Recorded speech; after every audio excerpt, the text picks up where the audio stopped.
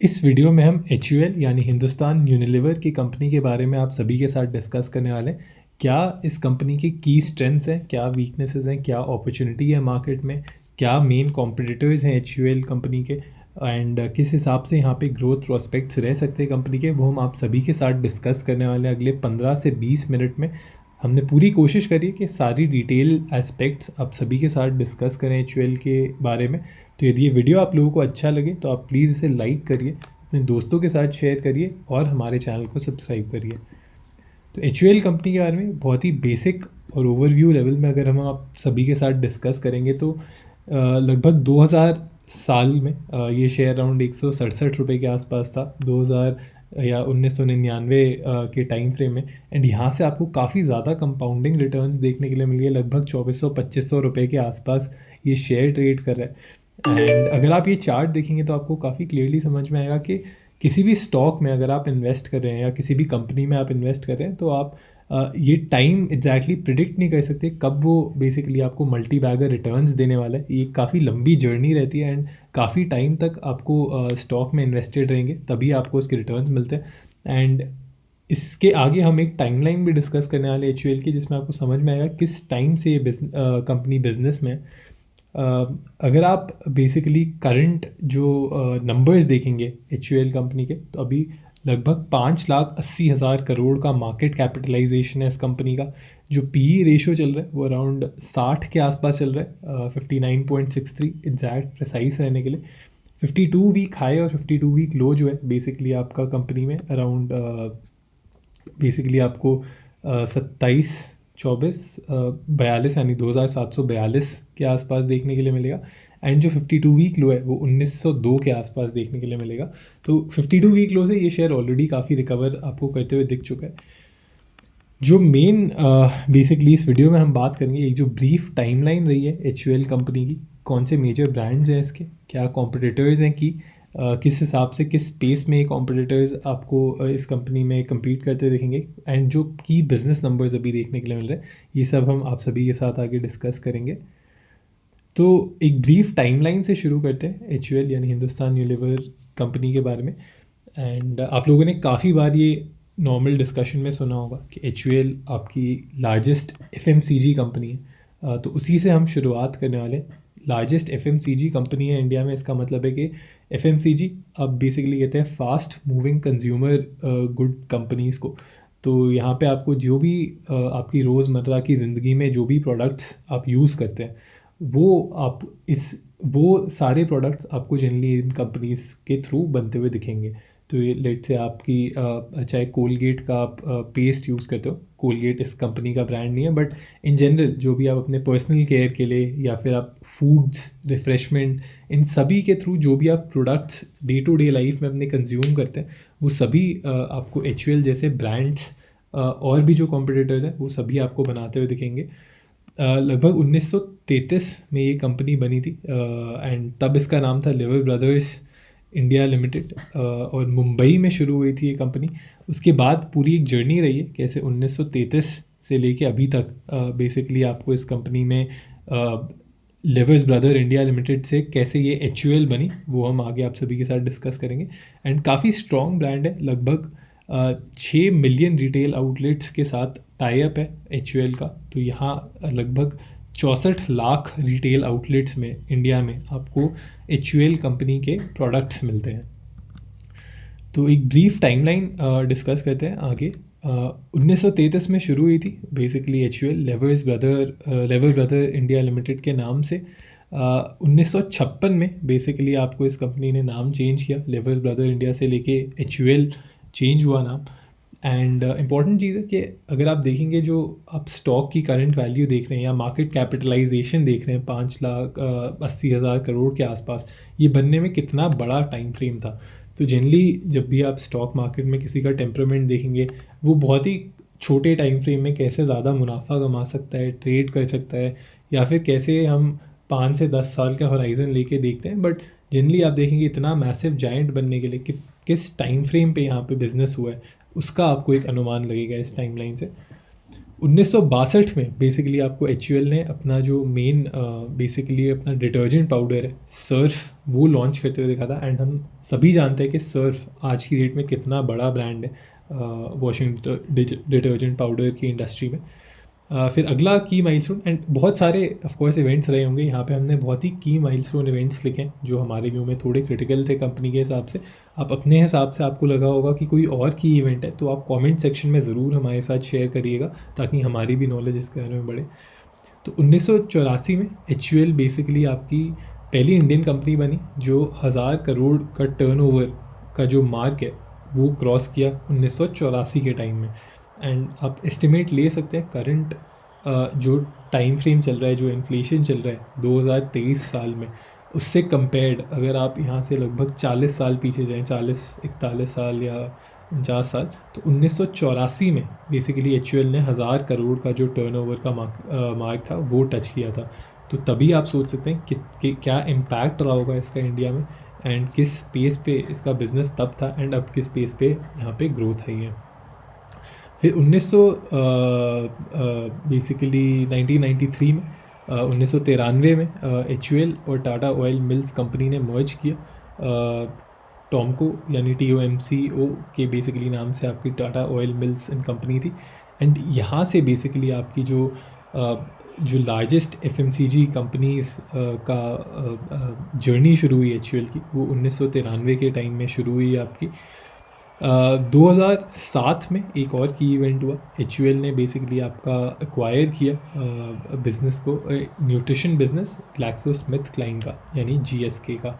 And ये भी काफ़ी बड़ा इवेंट था। अगर आप 2007 के टाइम फ्रेम में एक्टिव रहे थे मार्केट में तो आपको पता होगा इसके बेसिस पे काफ़ी ज़्यादा आपको शेयर्स में मूवमेंट भी देखने के लिए मिली थी, कुछ लोगों को फ्री शेयर्स भी मिले थे। उसके बाद बेसिकली 2020 में आपको यानी, एंड ये काफ़ी रीसेंट इवेंट है, तो 2020 में आप लोगों को याद होगा कोविड टाइम्स के बीच में ये अनाउंसमेंट भी आई थी जब एचयूएल ने अपना मर्जर अनाउंस किया था जो अपना फूड एंड रिफ्रेशमेंट बिजनेस है GSK consumer health care India का, उसके साथ। एंड यहाँ पे आपका इसके बाद बेसिकली आपको और ज़्यादा अच्छी अप मूव देखने के लिए मिली है, ज़्यादा स्ट्रॉन्ग कंसोलिडेटेड मूव। पिछले 2 साल में, 1-1.5-2 साल में थोड़ी बहुत आपको in terms of return on investment ज़्यादा नहीं मिली होगी, कुछ कंपाउंडिंग रिटर्न नहीं देखने के लिए मिला होगा। बट उसका रीज़न है कि ऑलरेडी जब कोविड आया था ये शेयर बहुत ज़्यादा रनअप कर गया था, तो अगर किसी ने उस टाइम पे इस शेयर में इन्वेस्ट किया होगा उसको अभी तक कुछ एज सच रिटर्न कंपाउंडिंग नहीं मिली होगी, स्पेशली अगर लोअर लेवल्स पे एवरेज नहीं किया है। तो अब आगे डिस्कस करते हैं। ये थी बेसिकली एक ब्रीफ टाइमलाइन। कुछ और इवेंट्स रहे हों जो थोड़े इंपॉर्टेंट रहे हों वो आप हम सभी के साथ कमेंट सेक्शन में डिस्कस कर सकते हैं। अब कुछ मेजर ब्रांड्स डिस्कस करते हैं जो एचयूएल के शेयर में एचयूएल की कंपनी जिनको ओन करती है। एंड काफ़ी सारे ब्रांड्स होंगे जिनका नाम आपने ऑलरेडी सुना भी हुआ होगा। इन सभी में से 3 कैटेगरीज़ हैं जिनके अक्रॉस हमने इन ब्रांड्स को डिवाइड करने की कोशिश करी है। फूड एंड रिफ्रेशमेंट पहली कैटेगरी है जिसमें आपको जिसके ब्रांड्स हम आप सभी के साथ डिस्कस करेंगे।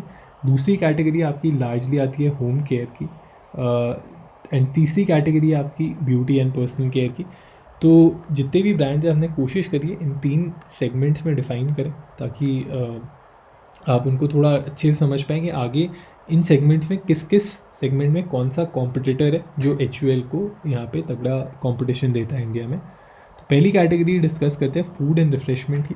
एंड सारे ब्रांड्स हमने नहीं लिखे हैं क्योंकि बहुत ही बड़ी कंपनी है तो ब्रांड नेम्स बहुत ज़्यादा होंगे, बट जो बहुत कॉमन ब्रांड्स हैं जो हमने काफ़ी बार सुने एंड आप लोगों ने इनमें से ऑलमोस्ट सब सुने ही होंगे वो हमने लिखे हैं। तो जैसे बूस्ट एक बहुत बड़ा ब्रांड है, इन सब के इसके टीवी एड्स हम सभी ने देखे हैं। बूस्ट के कॉर्नेटो आइसक्रीम हो गई, हॉर्लिक्स हो गया, नॉय सूप हो गया, लिप्टन आइस टी हो गई, ब्रू हो गया, मैग्नम आइसक्रीम हो गई, किसान क्वालिटी वॉल्स, ये सभी बहुत कॉमन ब्रांड्स हैं जो एंड बहुत ज़्यादा चांसेस है कि आपने इन सब में से एटलीस्ट एक ना एक ब्रांड कभी ना कभी पिछले 1 साल में डेफिनेटली कंज्यूम करा होगा अपनी लाइफ में।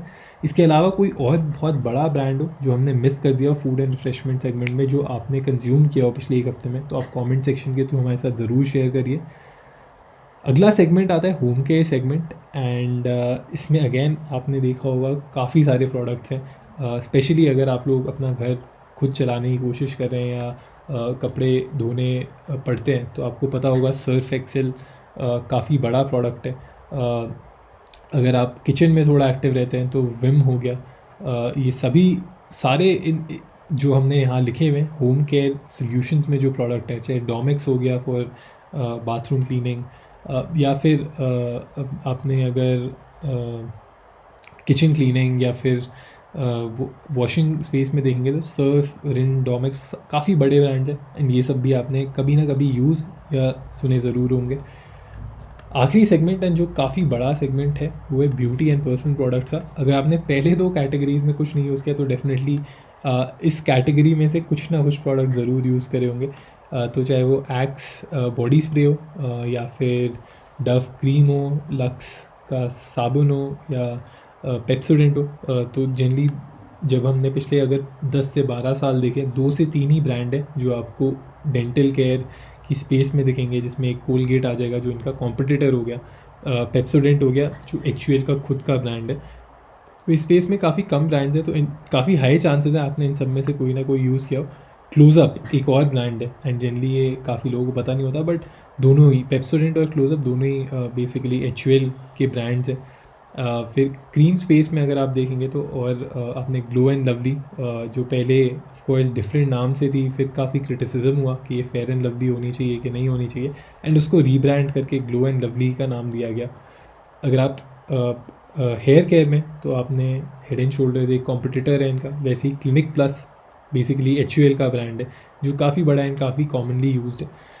तो ये कुछ ब्रांड्स हैं आपकी beauty and personal care space में जो एचयूएल ओन करता है एंड वापस काफ़ी चांसेस हैं कि आपने इनमें से किसी ना किसी को यूज़ किया होगा अपनी रोज़मर्रा की ज़िंदगी में। बट अगर नहीं किया तो आप, एंड कोई और ब्रांड है जो हमने मिस कर दिया इस लिस्ट में, तो आप कमेंट सेक्शन में ज़रूर हमारे साथ शेयर करिए। अब बात करते हैं कि ये जो मेन ब्रांड्स हमने डिस्कस करे थे आपके साथ, फूड सेक्टर में, एक होम केयर सेक्टर में, एक पर्सनल केयर सेक्टर में, इन सब में क्या कॉम्पिटिटर्स हैं जो काफ़ी ज़्यादा इंपॉर्टेंट रहते हैं एंड एचयूएल के साथ जब आप कंपेयर करेंगे, एंड क्यों वो इतना इंपॉर्टेंट है वो भी आगे हम डिस्कस करते हैं। तो 4 की नाम है जो हमने यहाँ लिखे हैं। इसका मतलब ये नहीं है कि कंपटीशन सिर्फ इसी के लिए रिस्ट्रिक्टेड है, कंपटीशन और भी है, बट 4 की नाम है अभी जो हम डिस्कस करें: Procter and Gamble, Nestle India, Colgate Palmolive and Dabur India. तो पहला जो प्रॉक्टर एंड गैम्बलर है ये आपके साथ ये एचयूएल का काफ़ी बड़ा एक कॉम्पिटिटर है पर्सनल केयर स्पेस में। तो जो हमने ब्रांड्स आप सभी के साथ डिस्कस करे थे पिछले स्लाइड में, उन सभी का कुछ ना कुछ आपको एक कॉम्पिटिटर मिल जाएगा इन चारों में। एंड जो पर्सनल केयर स्पेस है इसमें प्रॉक्टर एंड गैम्बल करके जो कंपनी है ये आप सभी को बेसिकली ये एचयूएल के ब्रांड को काफ़ी ज़्यादा कंपटीशन देती है। तो इसमें अगर आप बेबी केयर प्रोडक्ट देखेंगे तो जैसे पैम्पर्स हो गया, या फैब्रिक केयर में जैसे सर्फ एक प्रोडक्ट है एचयूएल का, वैसे ही प्रॉक्टर एंड गैम्बल के प्रोडक्ट्स हैं एरियल और टाइड। एंड टाइड की काफ़ी ज़्यादा अच्छी एड्स काफ़ी सबने देखी हैं। तो उसी तरीके से प्रॉक्टर एंड गैम्बल सबसे बड़ा कॉम्पिटिटर रहता है इस स्पेस में। अगर हम आगे नेस्ले इंडिया की बात करें तो नेस्ले आई एम श्योर सभी ने सुना होगा। नेस्ले के ब्रांड्स भी इतने मेंशन करने की ज़रूरत नहीं क्योंकि सभी को पता है मैगी जो फ्लैगशिप प्रोडक्ट है नेस्ले इंडिया का। फिर आपने फूड एंड नरिशन स्पेस जो है इसमें नेस्ले ने ऑलमोस्ट हर वर्टिकल जो है इसमें आपने आप एचयूएल के साथ compete किया है in the food and beverage industry. तो चाहे आप वो चॉकलेट स्पेस देखेंगे, किट कैट हो गया, या फिर नूडल्स एंड केचप स्पेस देखेंगे तो वहाँ पे आपको इसकी प्रेजेंस दिखेगी। तो या फिर जो नेस्कैफ़े रिलेटेड जो भी कॉफ़ी रिलेटेड ब्रांड्स हैं जो आपका एचयूएल के साथ कंपेयर करते हैं, ब्रू और इन सभी ब्रांड से, तो नेस्ले इंडिया आपका एक सेकंड कॉम्पिटिटर है जो थोड़ा इम्पोर्टेंट रहता है पैकेज्ड फूड सेगमेंट में बेसिकली। तीसरा आपका जो ब्रांड है जो काफ़ी बड़ा है, कोलगेट पामोलिव, कॉमनली इंडिया में कोलगेट के नाम से जाना जाता है। ये आपका एचयूएल से compete करता है ओरल हेल्थ केयर स्पेस में। तो एचयूएल बेसिकली के अपने ब्रांड्स हैं सिमिलरली पेप्सोडेंट और क्लोज़अप जो हमने पिछली स्लाइड में देखे थे। इसी के जो सबसे बड़े कॉम्पिटिटर हैं वो आपका है कोलगेट पामोलिव, जिसका ब्रांड अगेन काफ़ी सारे लोग यूज़ करते होंगे। चौथा आपका जो मेन कॉम्पिटिटर हम डिस्कस करें हुए हैं डाबर इंडिया, एंड ये आपका आयुर्वेदिक और हर्बल प्रोडक्ट्स का जो स्पेस है उसमें काफ़ी ज़्यादा बड़ा कंपटीशन देता है आपको, सॉरी HUL के शेयर को। तो डाबर के भी जो प्रोडक्ट्स हैं, आपने देखा होगा डाबर के प्रोडक्ट्स आपको वापस काफ़ी सारी कैटेगरी में देखने के लिए मिलेंगे, चाहे वो हेल्थ केयर हो, सॉरी हेयर केयर हो, या डिफरेंट डिफरेंट सेक्टर्स जो जिस तरीके से HUL है। बट जो मेन कंपटीशन जहाँ आपको देखने के लिए मिलेगा डाबर इंडिया से, वो हमारे व्यू में थोड़ा आयुर्वेदिक स्पेस जो है और जो हर्बल प्रोडक्ट्स है उस स्पेस में ज़्यादा कंपटीशन देखने के लिए मिलेगा। बट इनका भी अगर आप ब्रेथ देखेंगे प्रोडक्ट की तो अक्रॉस ब्रांड्स है ही। तो इसके अलावा कुछ और की कॉम्पिटिटर्स है जो हमने अभी ज़्यादा डिस्कस नहीं करे हैं। मारिको हो गया, गोदरेज कंज्यूमर प्रोडक्ट्स, इमामी, ये सारे काफ़ी अच्छे कंज्यूमर गुड प्रोडक्ट कंपनीज़ हैं जो HUL के साथ compete करती है इस इंडस्ट्री में। HUL जो है आपका पर्सनल केयर और होम केयर मार्केट जो है इसमें लीड करता है मार्केट को। तो पर्सनल केयर में जहाँ प्रॉक्टर एंड गैम्बल का बेसिकली compete करती है इससे, उस स्पेस में HUL अभी भी मार्केट लीड कर रहा है। एंड यहाँ पे इसके जो ब्रांड्स हैं हम ऑलरेडी डिस्कस कर चुके हैं आप सभी के साथ।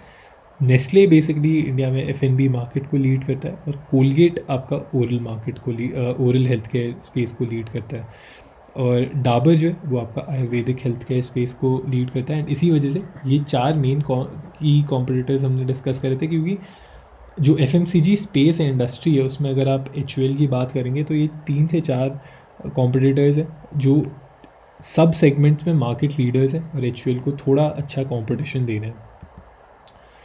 अब आगे जाते हैं बिज़नेस नंबर्स पे। एंड ये जो आपको स्लाइड देखने वाली है ये बेसिकली की कॉम्पिटिटर्स के साथ किस तरीके से बिज़नेस नंबर्स HUL के वेरी करते हैं वो हमने डिस्कस करें। एंड इसका सोर्स ट्रेंड लाइन है। इससे पहले हम बिज़नेस नंबर्स डिस्कस करें, एक छोटा अपडेट था आप सभी के लिए। अगर आप लोग शेयर मार्केट में एक्टिवली इन्वेस्ट करते हैं या ट्रेड करते हैं एंड आपने अभी तक ज़ीरोधा पर अपना अकाउंट नहीं खोला है, तो हम लोग स्ट्रांगली रेकमेंड करेंगे कि आप इस वीडियो के डिस्क्रिप्शन से ज़ीरोधा पर अकाउंट खोलने का लिंक ढूंढें और वहाँ पर अकाउंट बना के अपने ब्रोकरेज चार्जेस बचाएं। ज़ीरोधा बेसिकली डिस्काउंट ब्रोकर जो आपको डिलीवरी बेस्ड ट्रेड्स पे कोई भी ब्रोकरेज नहीं चार्ज करता, साथ ही साथ जो इंट्राडे ट्रेड्स है वहाँ पर बहुत ही मिनिमल ब्रोकरेज चार्ज करता है। तो अगर आप लोग अभी भी कोई कन्वेंशनल ब्रोकर यूज़ करके 0.5% या 1% तक का ब्रोकरेज पे कर रहे हैं, तो आज ही इस वीडियो के डिस्क्रिप्शन से ज़ीरोधा पर अकाउंट खोलने का लिंक ढूंढें और वहाँ पर अकाउंट बना के अपने ब्रोकरेज चार्जेस बचाएं। साथ ही साथ अगर आप लोग टेलीग्राम पे एक्टिव हैं एंड आपने अभी तक हमारा टेलीग्राम चैनल नहीं ज्वाइन किया, तो एक बार फिर इस वीडियो के डिस्क्रिप्शन से आप हमारे टेलीग्राम चैनल ज्वाइन कर सकते हैं और हमारे को वहाँ पे जो भी हमारे न्यूज़ हैं, व्यूज़ हैं, सब वहीं पर हम आप सभी के साथ शेयर कर सकते हैं।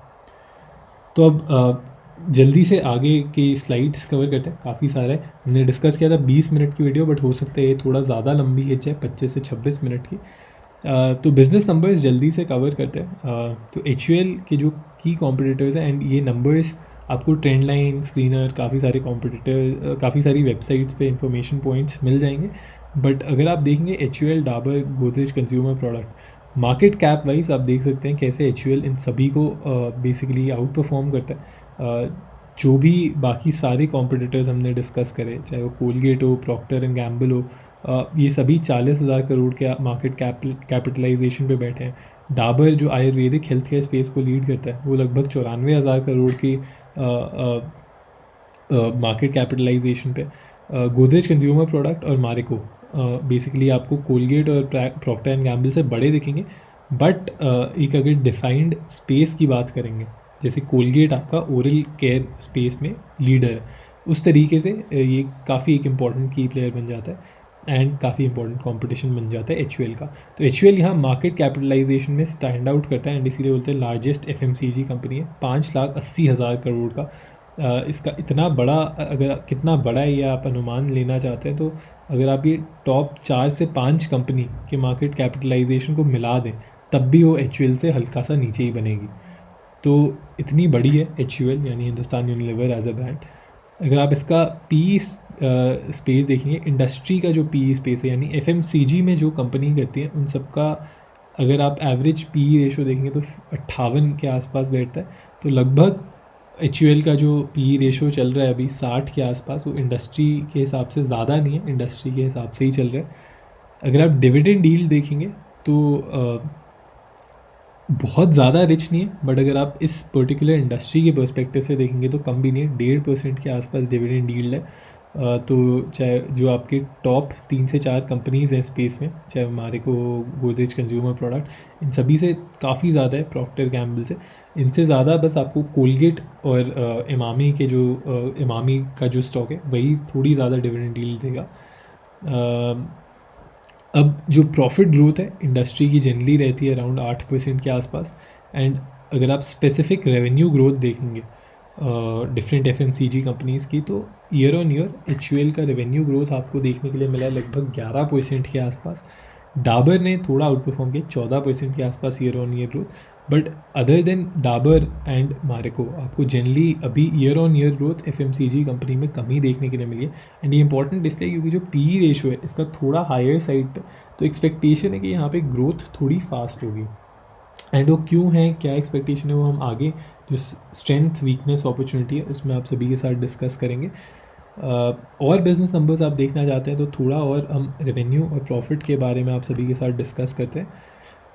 तो अगर हम रेवेन्यू की बात करें तो FY19 से लेके FY22 तक जो रेवेन्यू ग्रोथ है आपका, वो आप देख सकते हैं कि जो CAGR है यानी कंपाउंडेड एनुअल जो ग्रोथ चल रही है बेसिकली, वो आपकी लगभग 10% के आसपास चल रही है, 9.8 to be very precise compounded annual growth rate. तो FY19 में इसका जो रेवेन्यू नंबर्स थे वो लगभग 40,000 करोड़ थे। तो ये सारे नंबर्स जो हैं वो करोड़ में, तो 40,000 करोड़ के आसपास FY19 में रेवेन्यू चल रहा था। एंड वो अब इंक्रीज़ होके FY22 में 52,000 करोड़ तक गया था। एंड एक्सपेक्टेड है इस साल अराउंड 60,000 करोड़ के आसपास जाना चाहिए। तो अगर आप 40,000 से यहाँ देखेंगे इन 5 साल में अराउंड 50% बढ़ा है। बट अगर आप कंपाउंडेड एनुअल ग्रोथ रेट देखेंगे तो 9.8 के आसपास बैठेगा। अब दूसरा जो इम्पोर्टेंट चीज़ है जो सब देखते हैं वो है प्रॉफिट अगर आप देखेंगे यहाँ पे वो लगभग 14.5% के आसपास ग्रो किया है HUL का। एंड इसके काफ़ी डिफरेंट रीज़न हो सकते हैं। हो सकता है मार्जिन यहाँ पे आपको एक्सपैंड होते हुए दिखे हो, कॉस्ट कम रिडक्शन होता हुआ दिखाओ। तो अगर आप देखेंगे FY19 में लगभग 6,000 करोड़ का प्रॉफिट था HUL का, वो इस साल क्लोज होके अराउंड 9,800 करोड़ के आसपास की एक्सपेक्टेशन है। तो TTM बेसिकली आपका ट्रेलिंग लास्ट 12 मंथ्स, तो थोड़े बहुत FY23 के नंबर्स डिफरेंट आ सकते हैं, बट लार्जली एक्सपेक्टेशन ऐसी है कि अगर सब ठीक रहे तो लगभग 60,000 करोड़ के आसपास आना चाहिए और प्रॉफिट लगभग 9,800 करोड़ के आसपास।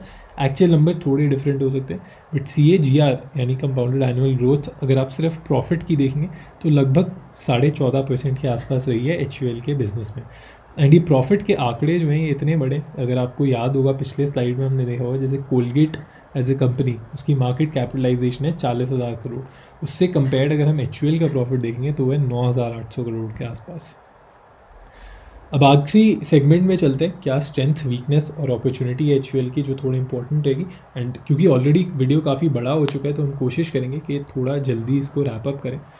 तो HUL की जो स्ट्रेंथ्स बेसिकली आप देखेंगे, सबसे इम्पॉर्टेंट चीज़ है कि जो ब्रांड पोर्टफोलियो है जिससे हमने शुरू किया था कि जो मेजर ब्रांड्स हैं HUL के, वो आपके काफ़ी ज़्यादा स्ट्रॉन्ग ब्रांड रिकॉल है इन सभी का। इंडिया मार्केट में अगर आप देखेंगे काफ़ी लोगों ने जो भी आप हम चाहे वीडियो भी देख रहे हैं सब ने सुने भी होंगे, इनमें से काफ़ी सारे ब्रांड नेम्स यूज़ भी करे होंगे। तो काफ़ी ज़्यादा strong brand portfolio and branding का काफ़ी ज़्यादा वेटेज है। जो डिस्ट्रीब्यूशन नेटवर्क है जो हमने एकदम शुरू में भी डिस्कस किया था, लगभग 63 लाख रिटेल आउटलेट्स हैं जहाँ पे आपको HUL के प्रोडक्ट्स मिल सकते हैं। तो बहुत ही ज़्यादा मैसिव डिस्ट्रीब्यूशन नेटवर्क है। एंड FMCG स्पेस में डिस्ट्रीब्यूशन नेटवर्क बिल्ड करने में टाइम भी लगता है और इतनी आसानी से नहीं भी बिल्ड हो पाता। इस वजह से काफ़ी ज़्यादा इम्पोर्टेंट है एंड कि इस कंपनी ने काफ़ी जल्दी यहाँ पे आपको अपना काफ़ी जल्दी तो नहीं कहेंगे बट काफ़ी एक strong robust retail distribution network build किया हुआ है। बाकी अगर आप देखेंगे जो फाइनेंशियल परफॉर्मेंस है कंपनी की, वो काफ़ी ज़्यादा स्ट्रॉन्ग रही है। जैसे कि हमने देखा था पिछले 5 साल में प्रॉफिट ग्रोथ CAGR लगभग 14.5-15% के आसपास है।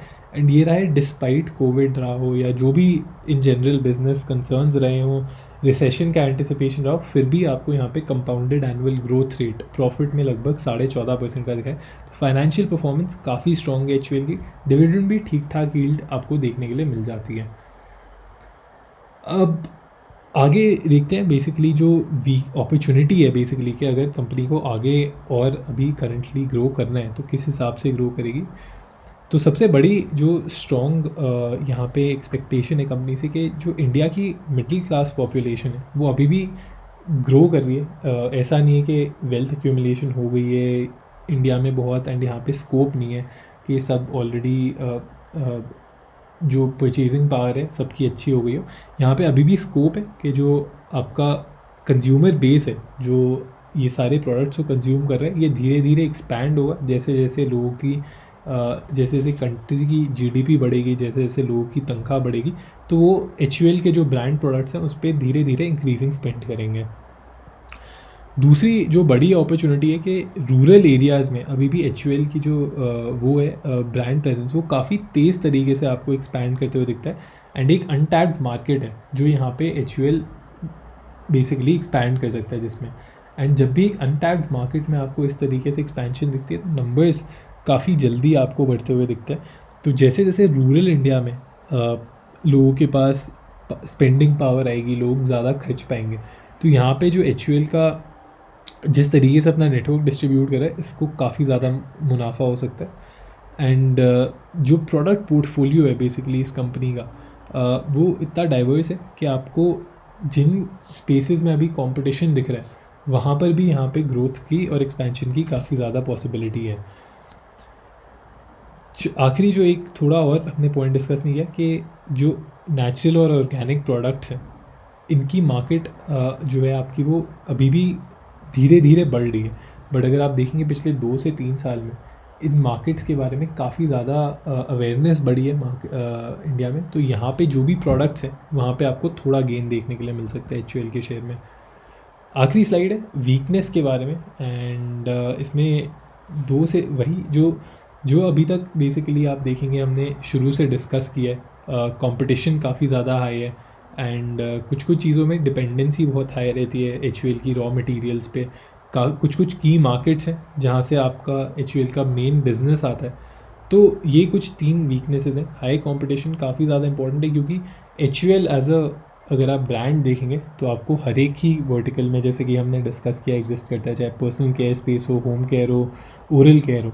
एंड जैसे ही आपको एक कंपनी दिखती है जो स्पेसिफिकली सिर्फ एक ही सेक्टर को टारगेट करने की कोशिश करती है तो वहाँ पे आपको उस पर्टिकुलर सेक्टर में मार्केट लीडर पोजीशन रिटेन करना थोड़ा मुश्किल हो जाता है।